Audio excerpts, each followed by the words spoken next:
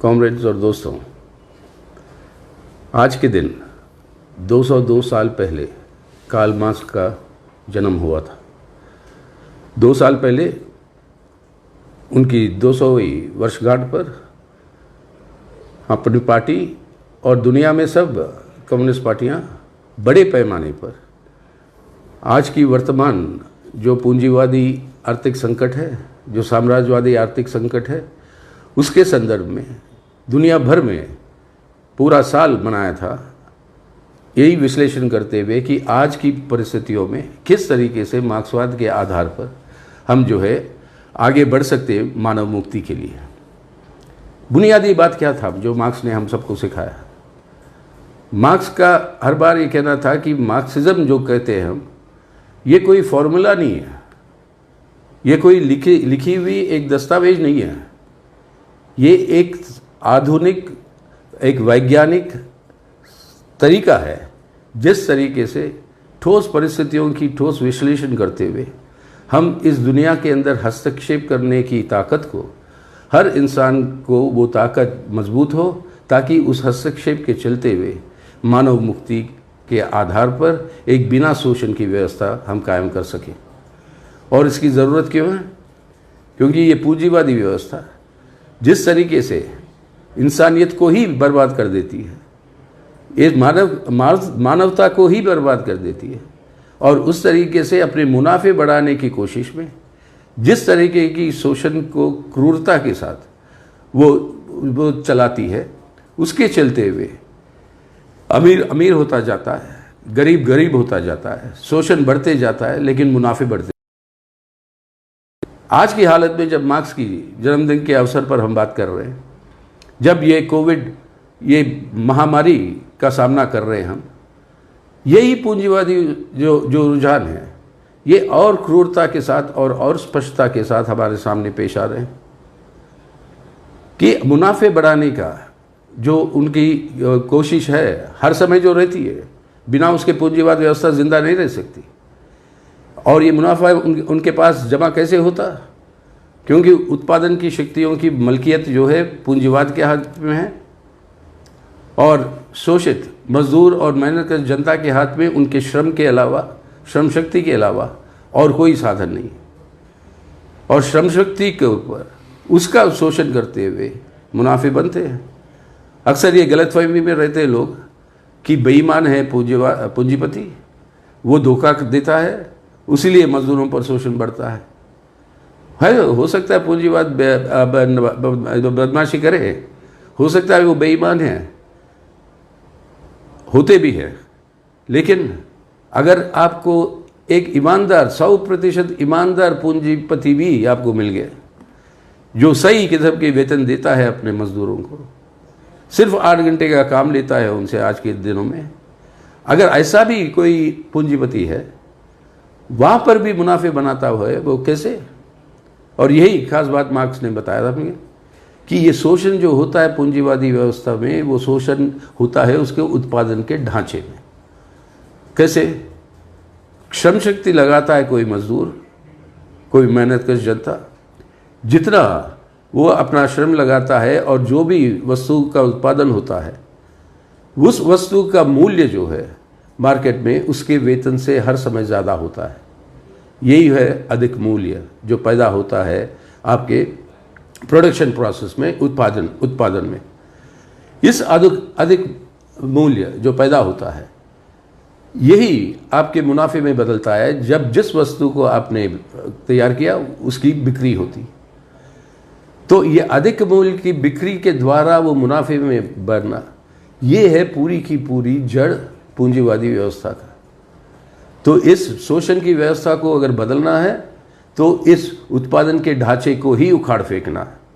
वही है क्रांतिकारी मकसद मार्क्सवाद का। और उस उत्पादन के ढांचे को अगर उखाड़ फेंकना है तो किस आधार पर होगी?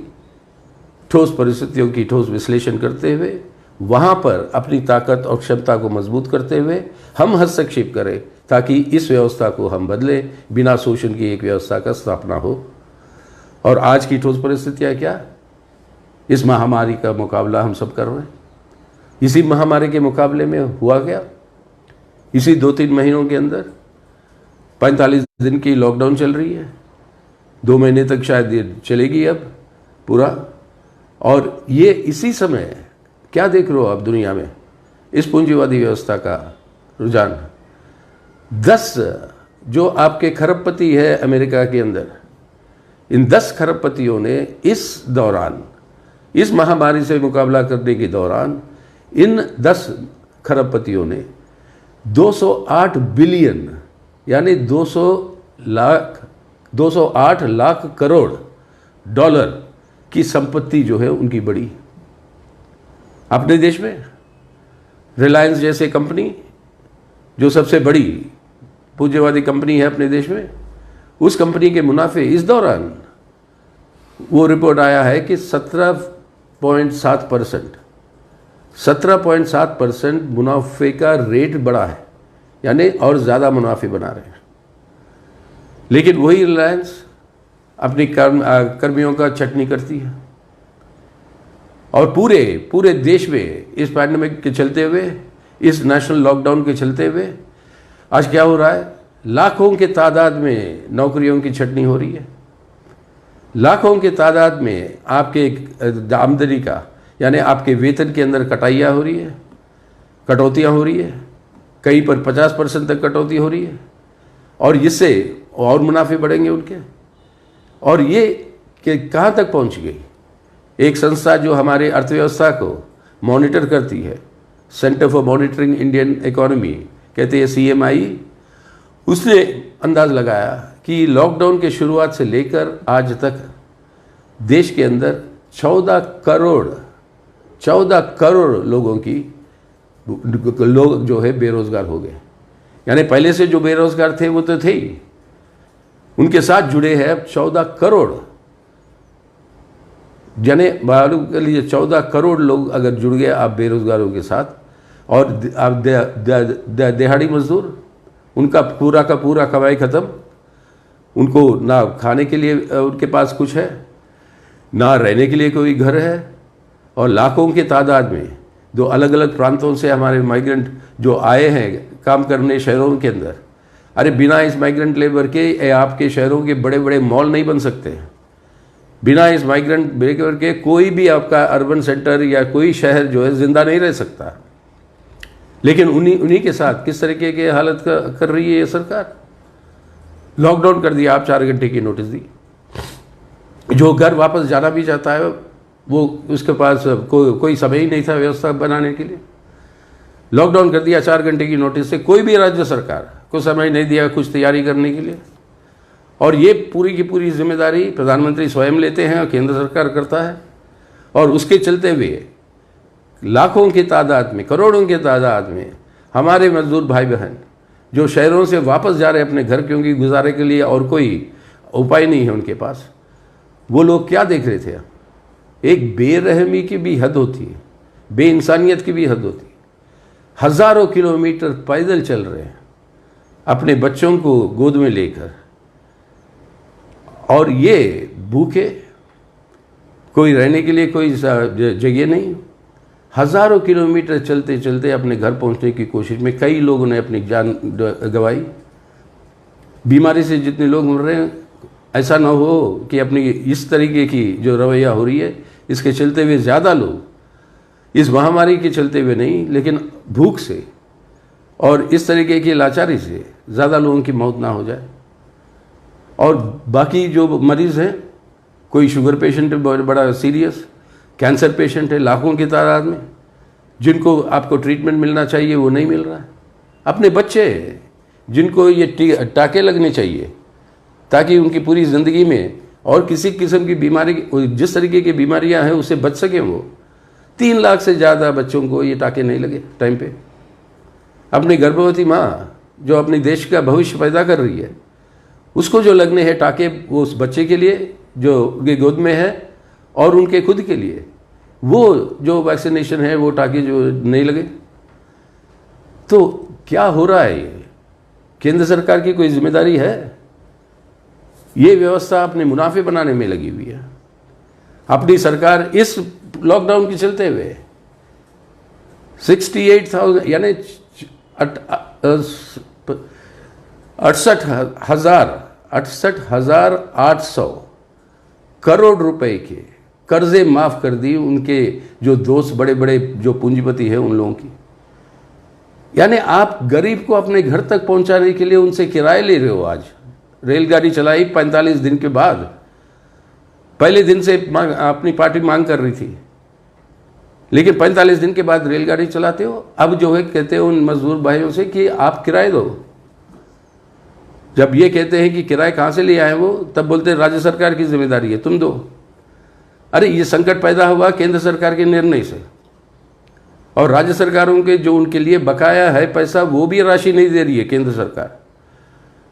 दूसरी ओर से प्रधानमंत्री स्वयं खुद हजारों करोड़ रुपए इकट्ठा कर रहे हैं एक निजी फंड में जो उनके नाम से है, और उस फंड में ये हजारों करोड़ रुपए जो जा रहा है हर मुलाजिम से, क्या गया कि एक दिन की वेतन वहाँ पे कंपलसरी जा रही है। कई सारे अपने सांसदों से, विधायकों से, उन सब की एक महीने की तनख्वाह जो है उस फंड में जा रही है। और ये सब पैसा प्रधानमंत्री इकट्ठा कर रहे हैं, लेकिन अपने गरीब और मजदूर को अपने घर पहुंचाने तक वो खर्चा जो है वो नहीं देगी। हम लोगों ने सब प्रशंसा की थी जब विदेश में अपने भाई बहन जो फंस गए थे इस महामारी के चलते हुए, उनके लिए हवाई जहाज भेजा और वापस ले आए। ये अगर हो सकता है तो अपने देश के भाई बहन, अपने ही देशवासी जैसे विदेश से लाए हो, इनको अपने घर तक नहीं पहुंचा सकती है। ये बेरहमी ये सरकार दिखा रही है। जब मुनाफे बना रहे हैं, फंड इकट्ठा कर रहे हो हजारों करोड़ रुपए की, साधन की कोई कमी नहीं है देश में, लेकिन इसका इस्तेमाल कैसे हो रहा है और मुनाफे बढ़ाते हुए। और ये जो हालत है इसके खिलाफ आज हमें एकजुट होकर लड़ना है। और ये जब बात आ गई तब बोलने लगी कि नहीं, रेलवे 85% जो है 85% सब्सिडी ऑलरेडी दे रही है। अरे ये जन सेवाएं हैं, रेलवे हो, बसें हो, रोड ट्रांसपोर्ट हो, आपका मेट्रो हो, उसका मापदंड मुनाफे के आधार पर नहीं होता है, किसी भी देश में नहीं होता है, किसी भी पूंजीवादी देश में भी नहीं होता है। लेकिन अपने देश की सरकार वो मापदंड करती है मुनाफे के हिसाब से। मुफ्त भेजिए इन सबको, ये है हमारी मांग। और इन सबको ना सिर्फ मुफ्त भेजेंगे, जो हमारे देश के अंदर इनकम टैक्स भरता नहीं है, ऐसे परिवार जितने हैं उन सबको हर महीने 7,500 रुपये अगले 3 महीने तक सरकार दे। जो फंड है आपके पास जो जमा हो रहा है, और आपके गोदामों में आज पड़ा हुआ है 7.5 करोड़ से ज़्यादा टन अनाज, वो गोडाउनों में सड़ रहा है। अब फिर नई खेती आएगी, नई फसल आएगा, और उस फसल का वो भी जमा होगा कुछ तकरीबन 4 करोड़। और तो इतना जो आपके पास अनाज है, उस अनाज को मुफ्त बांटिए, जो लोग भूख से ना मरे। और बाकी लोगों के लिए जो व्यवस्था चाहिए चिकित्सा का, उस व्यवस्था के इंतज़ाम करिए। आज तक दुनिया के अंदर सबसे कम अगर इस महामारी की या कोरोना वायरस की टेस्टिंग हो रही है तो वो है अपने भारत में।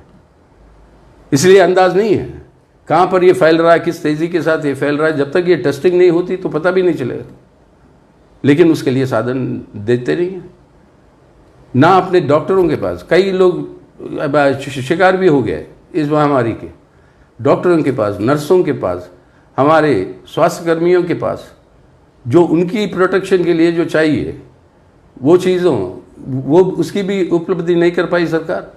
जबकि 2 महीने का समय था कि इस खतरे से बचने के लिए ये सब इंतज़ाम हम कर सकते थे। हमने किया केरल के अंदर, जब वामपंथी सरकार है, और वहाँ पर पहला केस भारत के अंदर वो पता चला 30 जनवरी को केरल में। लेकिन 25 जनवरी से केरल के अंदर वो व्यवस्था तैयार था। वो सरकार, वहाँ की वाम मोर्चे की सरकार और वहाँ पे अपनी पार्टी, ये पूरी व्यवस्था से तैयार हो गई। इसलिए सबसे कम आज इसका असर और जाने गई तो आज आपके केरल में है। पूरी दुनिया के अंदर लोग जो है ये स्टडी कर रहे हैं, जांच कर रहे हैं कि किस तरीके से केरला ने इसका सामना किया। इसलिए एक केरला मॉडल के नाम पर मशहूर हो गई पूरी दुनिया में। अगर केरला में हो सकता है तो बाकी देश में क्यों नहीं प्रधानमंत्री महोदय? आप क्यों नहीं कर रहे हो व्यवस्था? साधन की कोई कमी नहीं है आपके पास। और ये एक तरफ ये पूंजीवाद का जो स्वभाव है, जो शोषण के आधार पर मुनाफे बनाने का जो रुझान है, जो उसको जिंदा रखती है पूंजीवादी व्यवस्था को, वो इतनी क्रूरता के साथ आज इस महामारी के दौरान पेश आ रहा है। तो इसलिए मार्क्स ने जो कहा, दुनिया को बदलना है, हमें दुनिया को बदलना है, इस क्रूरता को ख़त्म करना है, तो हमें आज एकजुट होकर महामारी के खिलाफ लड़ना होगा और इस व्यवस्था के खिलाफ लड़ना होगा जो महामारी के साथ साथ और भी बीमारियां फैला रही है और भी भूखमरी को बढ़ा रही है अपने देश में।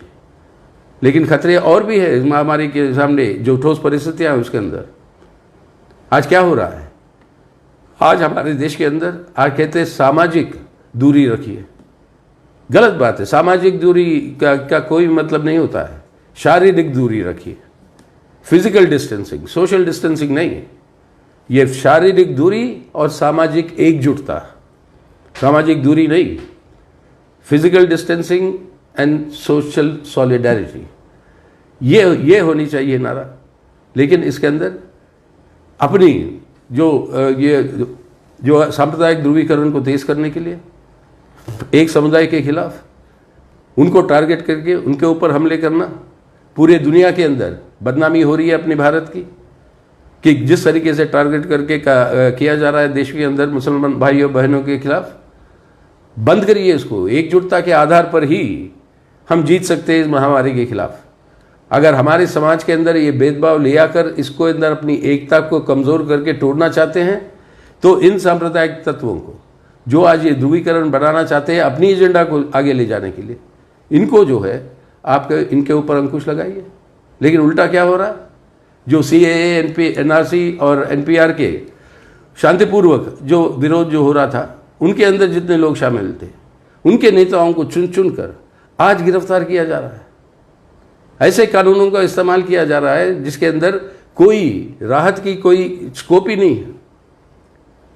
और ये समय जब जेलों के अंदर से लोगों को रिहा करनी चाहिए ताकि वहाँ पर महामारी बढ़ने की खतरा जो है ना हो, लेकिन उसका उल्टा और जेलों के अंदर भर रहे हैं। और कैसे लोग जो इस सरकार के खिलाफ जो भी आवाज़ उठाए उन सबको, ये हर समय होता रहा है। 130 साल पहले जब एक प्लेग फैली थी, जब ब्रिटिश हुकूमत था देश में, उन्होंने मरीजों को सबको इकट्ठा करके डिटेंशन कैंपों में भर दिया था। और उस कैंपों के अंदर जाने का मतलब है मौत। कोई सुविधा नहीं थी वहाँ पे। इसके खिलाफ देश का राष्ट्रीय आंदोलन जब उठ पड़ा और विरोध होने लगे और 2 छात्र जाकर वहाँ पर वो प्लेग कमिश्नर को गोली से मार दिया, एक नया कानून आई, एपिडेमिक डिजीजेज एक्ट। वही कानून का दूसरा रूप आज हमारे पास है, डिजास्टर मैनेजमेंट एक्ट। उस समय एक कानून लाया था ब्रिटिश ने, जो बाल गंगाधर तिलक को गिरफ्तार करने के लिए इस्तेमाल किया था, जो उनके खिलाफ जो भी आवाज़ उठाता है, जो लिखता है, और वो है सेडिशन एक्ट। ये सेडिशन एक्ट आज भी इस्तेमाल होता है। जो भी सरकार के खिलाफ बात करते हैं उनको गिरफ्तार करके और करने के लिए ये सेडिशन एक्ट का इस्तेमाल करते हैं। महात्मा गांधी पे किया था ब्रिटिश वालों ने। ये मोदी सरकार अब अपने लोगों के ऊपर जो उनके खिलाफ उठाती है आवाज़, कई सारे पत्रकारों को अब उनके खिलाफ केसेस फाइल्ड हैं, कई सारे हिरासत में होंगे। लेकिन कोई भी आवाज़ उठाएगा उनके खिलाफ, उनके ऊपर ये अंकुश था। यानी इमरजेंसी की बात छोड़िए, ये तो एक ऐसी एक निरंकुश सरकार आज हमारे सामने आई है, अधिनायकवाद सरकार अपने सामने आई है, जो नए नए टेक्नोलॉजिकल ऐप्स जो है वो ज़बरदस्ती कह रहे हैं कि सब लोगों को उसको डाउनलोड करना चाहिए ताकि सरकार की निगरानी हर व्यक्ति पे हो, कौन क्या कर रहा है, किस समय कहाँ पे है। यानी अपनी निजी जो प्राइवेसी की जो अधिकार है, उस मौलिक अधिकार के ऊपर भी उल्लंघन। यानी एक ऐसा समाज बनाने की कोशिश जहाँ पर उनकी तानाशाही, उनकी हुकूमत, वो तानाशाही हुकूमत को और मजबूत करना है। यानी इसी महामारी को इस्तेमाल करके एक तरफ से अपनी मुनाफे बढ़ाने की जो योजना जो मैं बताया था आपको, दूसरी ओर से ये तानाशाही की रुझान और मजबूत करके एक ऐसा मतलब यंत्र बनाइए अपने सरकार को ताकि कोई भी सरकार के खिलाफ आवाज़ उठाने की हिम्मत ना करे और तीसरी ओर से हमारे समाज के अंदर सांप्रदायिक ध्रुवीकरण को और तेज करते हुए वही जो उनका जो एजेंडा है, एक फांसीवादी देश के अंदर बदले अपनी आज की धर्मनिरपेक्ष जनतंत्र का गणराज्य जो है, हमारे संविधान जो हमें देता है, उसको बदलिएगा उनकी एक कट्टरपंथी, एक फांसीवादी एक मुल्क के रूप में। ये जो साजिशें जो चल रही है इस महामारी के दौर, आज ये ठोस परिस्थितियों का सामना भी करना ज़रूरी है। महामारी के खिलाफ हमें एकजुटता के साथ लड़ना है। अपनी पार्टी देश के अंदर कई सारे प्रांतों में जहाँ पर पार्टी उतनी मजबूत भी नहीं है, वहाँ पर भी राहत देने के लिए लोगों के बीच में जा रहे हैं और वहाँ तक जितनी भी संभव है उन लोगों के लिए खाना या उन लोगों के लिए ठहरने का व्यवस्था अपने पार्टी के साथ ही कर रहे हैं। वो हमारी इंसानियत का फ़र्ज़, और इस फ़र्ज़ को हम निभा रहे हैं, लेकिन सरकार अपनी फ़र्ज़ से मुकर रही है। आज सरकार के ऊपर ये बात डालने की ज़रूरत है, 7,500 रुपये हर महीने अगले 3 महीने तक आप कैश ट्रांसफ़र दीजिए। जो भी भूखा है उसको मुफ्त अनाज बांटिए। राज्य सरकारों के लिए पैसे के जो भारी कमी हो रही है, उनके पास ना उनकी बकाया भी आप दे रहे हो वापस, उनके लिए ये फ़ंड जो इकट्ठा कर रहे हो वो फ़ंड जो है वहाँ पर ट्रांसफ़र करिए, क्योंकि असली महामारी के खिलाफ लड़ने वाली सरकारें अगर है वो है राज्य सरकार। हमारे डॉक्टरों की हिफाजत करिए, नर्सों की और स्वास्थ्य कर्मियों की, उनको प्रोटेक्शन देते हुए हॉस्पिटलों के अंदर जो व्यवस्था है उस व्यवस्था को और व्यापक विस्तार करने की ज़रूरत पड़ी। तो ऐसे भी मुल्क है, पूंजीवादी मुल्क, जिन्होंने आज राष्ट्रीयकरण कर दिया हर निजी हॉस्पिटल और निजी हेल्थ सेवा को। स्पेन जैसे देश में, स्पेन जैसी देश की पूंजीवादी सरकार, वो पूंजीवादी देश वो आज ऐलान करती है कि हर इंसान के लिए वहाँ पे एक मिनिमम बेसिक मिनिमम इनकम होगी, यानी उसको दिया जाएगा वेतन, थोड़ा जो पैसा दिया जाएगा वो हर इंसान को पहुँचेगा हर महीने, ये महामारी के ख़त्म होने के बाद भी। अपने मुल्क के अंदर साधन की जैसे कमी नहीं है, जैसे मैं बता रहा था, तो अपने देश के लोगों की रक्षा के लिए आप नहीं कर सकते ही। तो ये आज हमें करने की ज़रूरत है, ताकि सरकार के ऊपर दबाव करते हुए ये अधिनायकवाद की तानाशाही की जो रुझान जो उनके क्या अब वो उभर कर आ रही है उससे लड़ते हुए, और हमारी देश के अंदर सामाजिक भाईचारा और एकता के लिए जो सबसे बड़ी ताकत है, इस महामारी से हमें बचना। तो मार्क्स के आधार पर अगर ठोस परिस्थितियों की ठोस विश्लेषण करते हुए हमें आगे बढ़ना है, तो ये है आज के सामने हमारे पास ये चुनौतियाँ। इसके अंदर एक वैज्ञानिक आधार से, एक वैज्ञानिक तरीके से अपनी क्रांतिकारी मकसद को आगे ले जाना, जो बुनियादी जुड़ाव जो मार्क्स ने सिखाया था हमें, एक तरफ वैज्ञानिक है, वैज्ञानिक शास्त्र है, दूसरी ओर तक क्रांतिकारी मानव मुक्ति की भावना है। इन दोनों को जुड़ते हुए ही हम आगे बढ़ सकते हैं। ये हमारा संकल्प आज के दिन होनी चाहिए, आज की इस व्यवस्था से निपटने के लिए। तो आइए हम लोग सब मिलकर अपनी इस संकल्प को पूरा करें।